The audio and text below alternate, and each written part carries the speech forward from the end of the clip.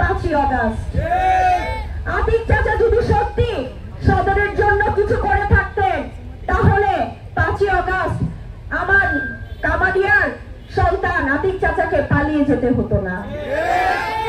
এবং 24 সালের জানুয়ারি মাসে যে নির্বাচন হয়েছে সেই নির্বাচনে আতিক চাচার নমিনেশন না পাওয়ার আরেকটি কারণ ছিল 2018 সালে তিনি যখন জোর জবরদস্তি করে ভোট কেড়ে নিলেন, সেটি ছিল একটি অন্যতম কারণ, ঠিক কিনা?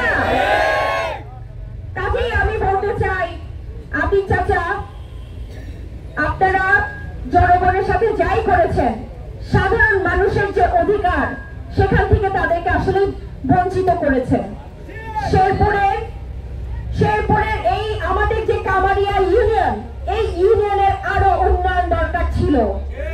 আর বাকি যে অন্যান্য ইউনিয়ন গুলো আছে সেগুলো কথা বললাম না, সেগুলো আসলে অনেক অভাগা জাতি হিসেবে আমরা পরিণত ছিলাম।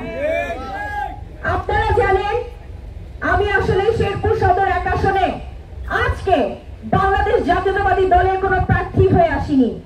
আমি এসেছি আপনাদের সন্তান হয়ে, আপনাদের কাছে শুধুমাত্র আমার দলের কথাগুলো বলতে এসেছি।